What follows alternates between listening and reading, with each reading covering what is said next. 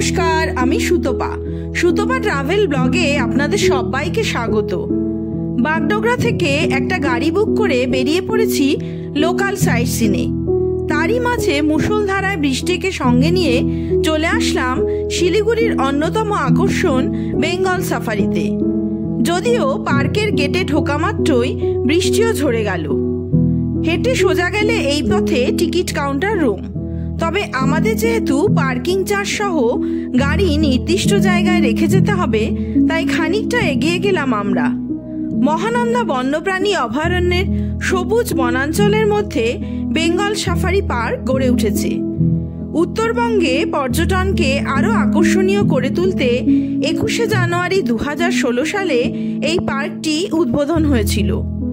ঘন শালবনে ঘেরা 700 একর জমি নিয়ে এই পার্কটি তৈরি হয়েছিল। ভ্রমণার্থীদের জন্য রয়েছে বন্যপ্রাণীদের নিয়ে বোর্ডে লেখা নানা নির্দেশাবলী। এবারে চলুন শালবনের মাঝে গাড়ি পার্ক করে এগোতে থাকি টিকিট কাউন্টারের দিকে। কার পার্কিং ছাড়াও এখানে ক্লক রুমও রয়েছে, যেখানে ব্যাগপত্র রাখতে পারবেন আপনারা। উত্তরবঙ্গ ঘুরতে এসে হাতে সময় থাকলে শিলিগুড়ি থেকে টোটো নিয়েও আসতে পারেন এখানে। সোমবার বাদে সপ্তাহে 6 দিনই সকাল 8:30 থেকে বিকেল 5টা পর্যন্ত খোলা থাকে এই পার্ক। টিকিট অনলাইন বা অফলাইন দুভাবেই পাওয়া যায়। এবারে চলুন তাহলে আগে সাফারির জন্য টিকিট কেটে নেওয়া যাক, কারণ সাফারির গাড়ির আবার বিভিন্ন টাইমিং আছে। टोल में दिखाएगा, काम चल रहा है तो इसीलिए खुला नहीं दिखाएगा। बाकी एनिमल्स खुला रहेगा, सिर्फ टाइगर क्रोल में रहेगा। टाइगर ही খোলা থাকবে না, ছাড়া থাকবে না। কতক্ষণের ঘোরানো? 1 ঘন্টা। 1 ঘন্টার ঘোরানো 250 টাকা। তুই ডিয়ার আর টাইগার দেখতে পাবি। মানে টাইগারটা খোলা নেই, ডিয়ারটা তাহলে দেখতে। হ্যাঁ। আর 450 টাকা? 450 টাকায় লেপার্ড পেপার সব পাবি, কিন্তু टाइगर क्रोल में दिखाएगा। बाकी एनिमल्स ओपन ही रहेगा, काम चल रहा है तो इसीलिए सितंबर से ओपन हो जाएगा। कौन सी गाड़ी में ले जाएगा? एसी गाड़ी होता है। एसी गाड़ी। हाँ। মামা ভাগ্নির আলোচনা শেষে সিদ্ধান্ত হলো গ্র্যান্ড সাফারি করার, যার টিকিট মূল্য পার হেড 400 টাকা, যাতে আমরা স্পেশালি ডিজাইন সাফারি বাসে ঘুরতে পারবো। আপাতত বাঘ খাঁচাবন্দি বাদ দিয়ে common leopard, Himalayan black bear, herbivore বা তৃণভোজী প্রাণীদের মধ্যে যেমন বিভিন্ন ধরনের হরিণ, ময়ূর, মানকি এবং অন্যান্য ফ্রি লিভিং অ্যানিমেল ও পাখিদের দেখা যাবে জঙ্গলে ঘুরে বেড়াতে। অন্যদিকে 200 টাকা টিকিট মূল্যে শুধুমাত্র বাঘ ও হার্বিভোর সাফারি করা যাবে। আর জয় রাইডের ক্ষেত্রে পার হেড 800 টাকা টিকিট মূল্যে হাতির পিঠে কেবলমাত্র হার্বিভোর জোনই ঘোরা যাবে। তাছাড়াও পার্কের ভিতরে রয়েছে নানা মূল্যের অ্যাডভেঞ্চারাস রাইড, যেমন জিপ লাইন, ক্লাইম্বিং, ওই সাইক্লিং, ক্যানোপি ওয়াক সহ আরও নানা কিছু। তবে কোনো সাফারি বা রাইড ছাড়া পার্কে প্রবেশ মূল্য জনপ্রতি 50 টাকা আর ক্যামেরার জন্য 100 টাকা ফিস। পার্কের ভিতরের পরিবেশ ভীষণই সুন্দর। চারিদিক সাজানো গোছানো এবং তার রক্ষণাবেক্ষণও করা হয় বেশ ভালোভাবেই। হেঁটে ঘুরতে না চাইলে রয়েছে 5 ও 8 সিটের গল্ফ কার্ট, যার টিকিট মূল্য 150 টাকা ও 240 টাকা। তাছাড়াও বয়স্কদের জন্য বিনামূল্যের হুইল চেয়ারের ব্যবস্থা আছে। বর্ষাকালে চারিদিকে সবুজ রং আরও যেন ঝকঝকে হয়ে রয়েছে। তার সঙ্গে নানা পাখির ডাক, প্রজাপতির নাচানাচি দেখে মনেরও শান্তি। আমাদের মতো প্রকৃতি পাগল মানুষজন এখানে একটা গোটা দিনই কাটিয়ে যেতে পারবেন। বোর্ডের নির্দেশ মতো বাসের সিট বরাদ্দকরণের জন্য সুভিনিয়ার শপে যাওয়ার নির্দেশ রয়েছে, কিন্তু আমাদের টিকিটে বাস নম্বর ও সিট নম্বরও দেওয়া রয়েছে, তাই চলেছি সেদিকেই। তবে বাদিকে রয়েছে সুভিনিয়ার শপ। তাছাড়াও নানা অ্যাডভেঞ্চারাস রাইডও হয়ে থাকে বাদিকের এই জোনেই। তবে এখানে ফুড কোর্ট সহ আরও বিভিন্ন সুযোগ সুবিধাও রয়েছে, যেমন baby care room, visitor waiting room, rain shelter, seating arrangement, first aid facility সহ আরও বিভিন্ন কিছু, যা বোর্ডে দেওয়া ম্যাপ মেনটেন করলে আপনারাও অনায়াসেই চলে যেতে পারবেন সেখানে। 3 নম্বর বাস 8, 9, 10, 12 সিট।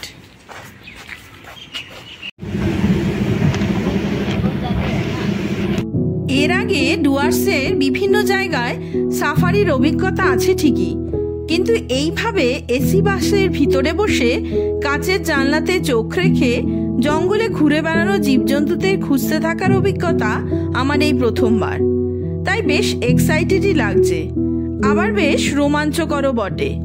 চলুন তাহলে এক নতুন ধরনের সাফারির জার্নি শুরু করা যাক। দেখা যাক প্রথমে কাদের দেখা পাই আমরা। তবে এই মুহূর্তে আমাদের বাস ঢুকে পড়ল হারভিভোর বা তৃণভোজী জোনে।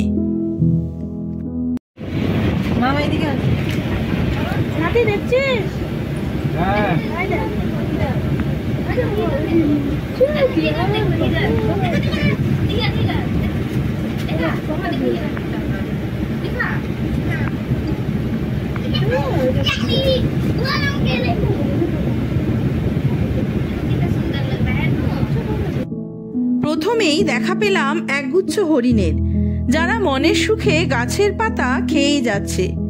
সারাদিনে এতবার বাসের আনাগোনা চলে পথে যে ওরা তাতেই অভ্যস্ত। আমাদের উপস্থিতিতে কারো কোনো হেলদোলও নেই।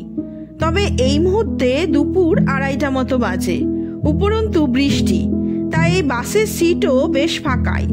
তবে ট্যুরিস্ট বেশি থাকলে কিন্তু নির্দিষ্ট সিটেই প্রত্যেককে বসতে হবে, তাতে জানলার পাশের সিট নাও পেতে পারেন। ঘন জঙ্গলের মাঝখান থেকে বাস এগিয়ে চলেছে ধীর পথেই, যে পথে গেলে হরিণের আর এক দলকে কাছ থেকে দেখা যাবে সেই চেষ্টাই করছেন ড্রাইভার দাদা। তবে সামনের ওই সিটটি ফাঁকা দেখে আমি গিয়ে দখল নিলাম সেখানে। আমি যতদূর জানি তাতে এই হরিণদের স্পটেড হরিণ বা চিতল হরিণ বলে। ভারতীয় উপমহাদেশে স্থানীয় একটি হরিণ প্রজাতি। পুরুষ চিতল 90 সেন্টিমিটার এবং মহিলারা 70 সেন্টিমিটার মতো লম্বা হয়। পুরুষরা মহিলাদের চেয়ে বড় হয় এবং শিংগুলি শুধুমাত্র পুরুষদের মধ্যেই থাকে। শিংগুলি 3মুখী, প্রায় 1 মিটার মতো লম্বা।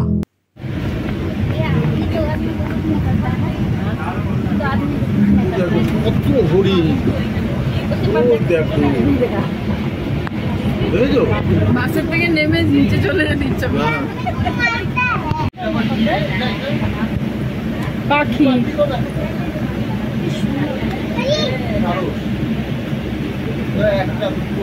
অনেক সারস আছে, সারসগুলো ভর্তি।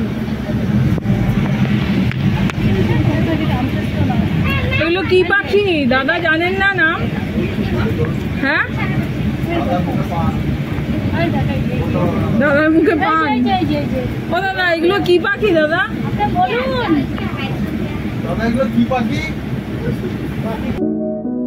নাম না জানা নানান রঙিন পাখিদের উড়ে যাওয়া দেখতে দেখতে এগিয়ে চলেছি জঙ্গলের বুক চিরে।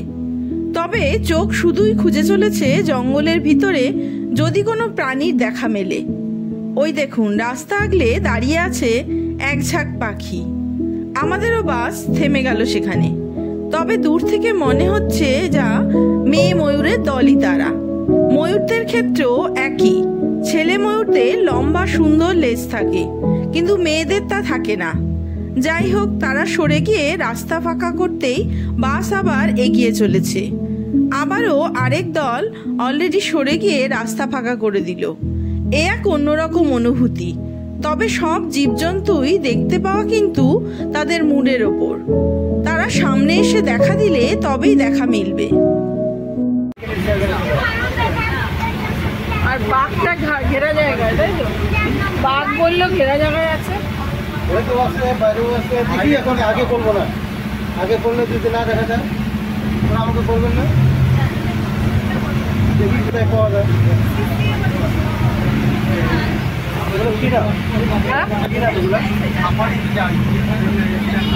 ওই যে হরিণেরই কি জানো, এটার নাম কি গো? এক মুহূর্তের জন্য মনে করতে না পারলেও পরক্ষণেই মনে পড়ল নীলগাই নামটি, যা এশিয়ার বৃহত্তম হরিণ এবং উত্তর ভারতীয় উপমহাদেশ জুড়ে সর্বব্যাপী। তবে এখানেই তৃণভোজী প্রাণীদের এলাকা শেষ। আবার নতুন এক জোনে প্রবেশ করতে চলেছি আমরা।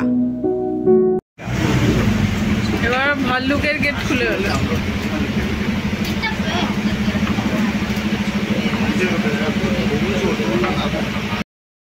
সাফারির শুরুতে হার্বিভোর জোন, তারপর বিয়ার জোন, লিওপার্ড জোন, শেষে রয়্যাল বেঙ্গল টাইগারের জোন। এইভাবেই ভাগ করা।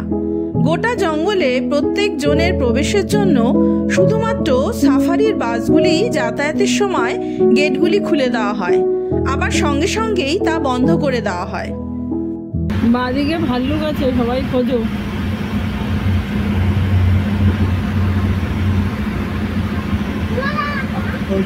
কই? ওই তো ওই তো, এই যে ভাল্লুক ভাল্লুক।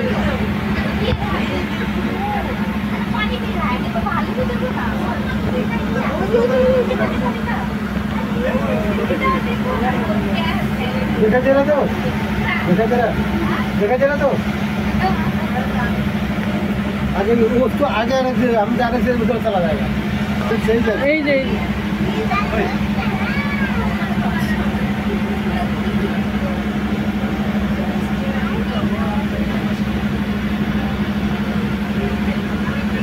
কাজগুলো বৃষ্টিতে ধোয়াশা ধোয়াশা হয়ে যাচ্ছে। এই রাখি রাখি রাখি।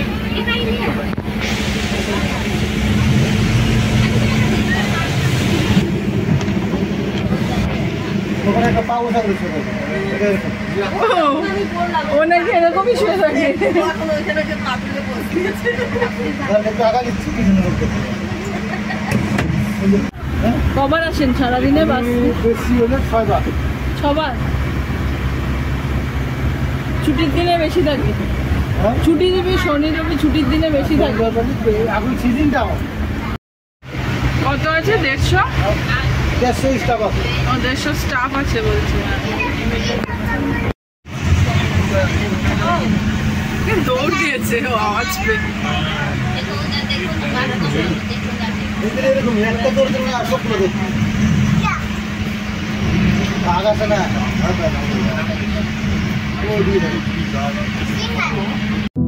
ব্ল্যাক বিয়ার বা কালো ভাল্লুক জোনের ভিতরেও দেখছি প্রচুর হরিণের দল ছুটে বেড়াচ্ছে।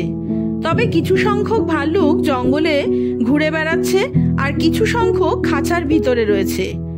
বাসের ভিতরে যদিও পরিষ্কারভাবেই লেখা রয়েছে সাফারির সময় জীবজন্তু দেখতে পাওয়ার কোনো গ্যারান্টি নেই। আবার সাফারির সময় ট্যুরিস্টদেরকেও বলা হয়েছে যে কোনো রকম খাবার দাবারই কিন্তু খাওয়া যাবে না।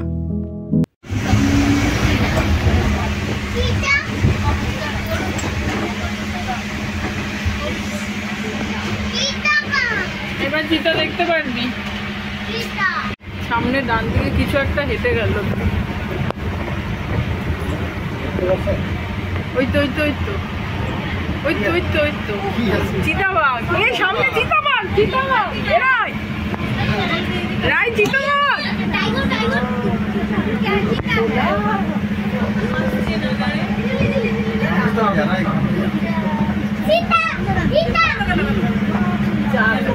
যা দৌড় দিল।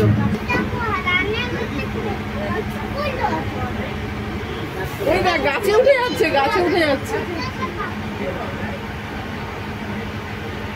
গাছে কিছু আছে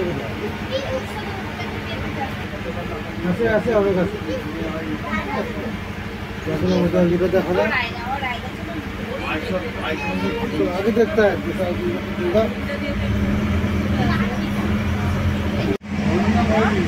ময়ূরী ময়ূরী না ময়ূর ময়ূর।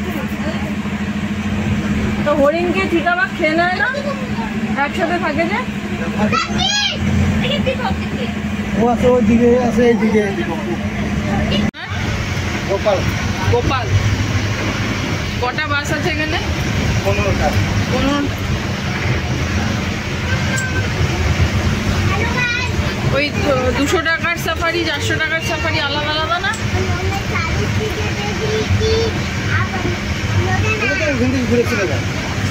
কোন পর্যন্ত আসে 200 টাকারটা? এই চিতাবাঘ শুয়ে আছে দেখ, এই দেখ চিতাবাঘ শুয়ে আছে। এই দেখ শুয়ে আছে রাস্তায়। Oh my God! अच्छा देखो यहाँ देखो सामने देखो ना सामने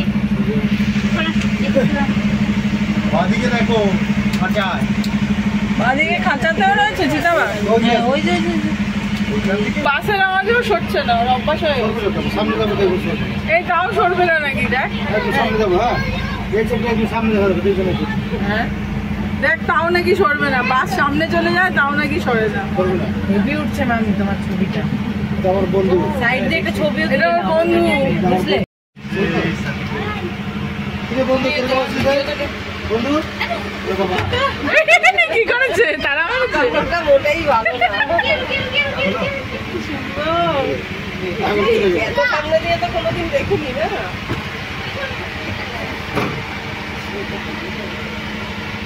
কি হলো তোমার বন্ধু তোমায় সাড়া দিল না? ওগুলো বন্ধুর ভরসা নাই।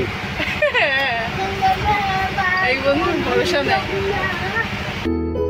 লেপার্ড আর চিতাবাঘের মধ্যে তারতম্য থাকলেও শক্তিশালী এই লেপার্ডদের চোখের সামনে দেখতে পেয়ে বেশ ভালোই লাগছে সবার। তবে যাই বলুন না কেন, এ কিন্তু বেশ রোমাঞ্চকর অনুভূতিই বটে। তবে অনেকগুলি লেপার্ড রয়েছে যারা খোলা জঙ্গলে এখানে ঘুরে বেড়াচ্ছে, আর অনেকগুলি রয়েছে খাঁচার ভিতরে। খুলে গেল চিতাবাঘের দরজা।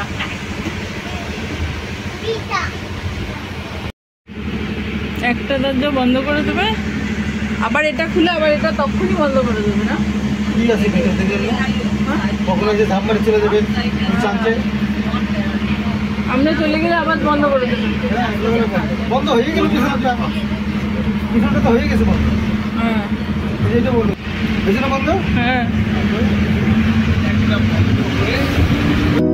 গোপালদার কথা অনুসারে সকালবেলার সাফারিতে আসলে আরো বেশি জীবজন্তু দেখতে পাওয়া যাবে। আর পুজোর সময় থেকে এই ট্যুরিস্টদের ভিড় এত বাড়তে থাকবে যে ওনাদেরও তখন চাপও বাড়বে। এটা গেটটা খোলা কেন? ও যেহেতু বাঘ আটকানো তাই খোলা গেটটা। খাঁচাটা বন্ধ আছে না বাঘ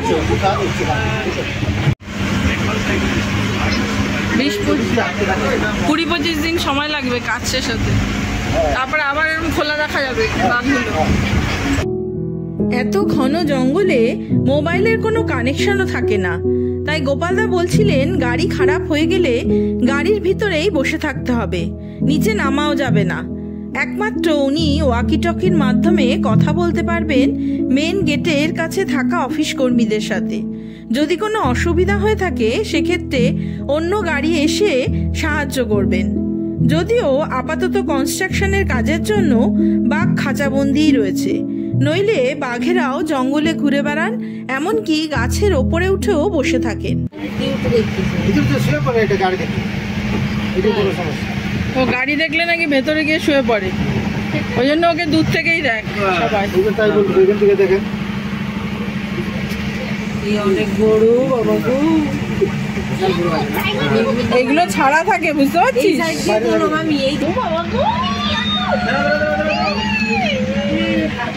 যাস না জালের ভিতরে বাইরে থাকে কি করবেন?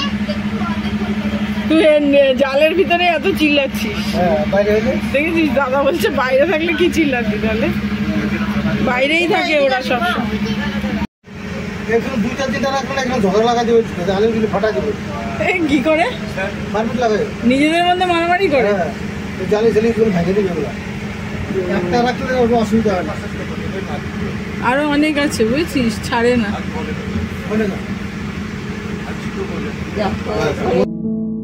আমাদের আজকের বেঙ্গল সাফারি প্রায় শেষের পথে। রয়্যাল বেঙ্গল টাইগার দেখেই শেষ হতে চলেছে সাফারি। 1 ঘন্টার এই ভ্রমণ কিন্তু দারুণ অ্যাডভেঞ্চারাস, আবার মনে রাখার মতোই। ওই দেখুন শেষে আবার হাতিদেরও দেখা পেয়ে গেলাম। যদিও এই হাতিদের পিঠে এই করেই জঙ্গল সাফারি করানো হয় 800 টাকা টিকিটের বিনিময়ে।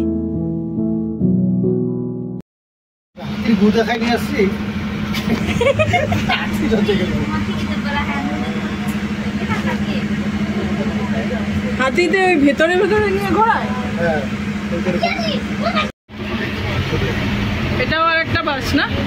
ওইটা আর একটা বাস গেল সাফারিতে। 10টা হ্যাঁ 10টা আর এই গাড়ি 5টা। ওইটাও 400 টাকাতে যাচ্ছে? হ্যাঁ, ওটা 400 টাকা? 400। সেরকম টিকিট দিবে, সেরকম গাড়ি নিয়ে যাবে। না, ওই যে 200 টাকার আচ্ছা, কটা বাজে? এদিকে ঘুরতে যাইতে পারবো। চলুন তাহলে বাস ঘুরে এসে আবার স্টার্টিং পয়েন্টেই চলে আসলো। এবার বাস থেকে নেমে যেতে হবে। বাস থেকে নেমেই রয়েছে বাচ্চাদের অ্যামিউজমেন্ট পার্ক, ফুড কোর্ট, আর ডান দিকে হেঁটে গেলে জু, যেখানে কুমির, খরাল, কচ্ছপ ছাড়াও নানা রঙিন পাখিও দেখা যাবে। তবে আমাদের হাতে সময় না থাকায় সেদিকে আর গেলাম না। আবার টয় ট্রেন করেও ঘুরতে চাইলে 50 টাকা পার হেড টিকিট কাটতে হবে। সবকিছু মিলিয়ে মিশিয়ে হাতে অনেকটা সময় নিয়ে এই পার্কে আসবেন, তাহলে সবকিছুই ঘুরে দেখা সম্ভব। আমরা 2 ঘন্টা খানেক এখানে কাটাতে পেরে খুবই ভালো লাগলো। এটি আবার প্রজাপতি পার্ক বলতে পারেন। এখানে সংরক্ষিতভাবে রয়েছে অনেক ধরনের প্রজাপতি। চারিদিকে নিস্তব্ধ পরিবেশ, বৃষ্টি ভেজা প্রকৃতি, এসব ছেড়ে যেতে মন চাইছেই না। কিন্তু ওদিকে বাকিরা তাড়া দিচ্ছে আরো এক জায়গায় যেতে হবে, তাই আজ ফেরা যাক। পার্কে যেটুকু যা অদেখা রইল তার জন্য না হয় আসা যাবে আরেক দিন। ভাগ্নি যেহেতু চাকরি সূত্রে এখন বাগডোগরাতেই আছে, তাই আশা করি মাঝে মাঝেই আসতে হবে। তারই মাঝে আবারও না হয় চলে আসা যাবে শিলিগুড়ি বেঙ্গল সাফারিতে। আজ তবে এই পর্যন্তই থাক। আপনাদের সাথে দেখা হবে নতুন আর একটা ব্লগ নিয়ে, নতুন আর একভাবে। ততদিন সবাই সুস্থ থাকবেন, ভালো থাকবেন। নমস্কার।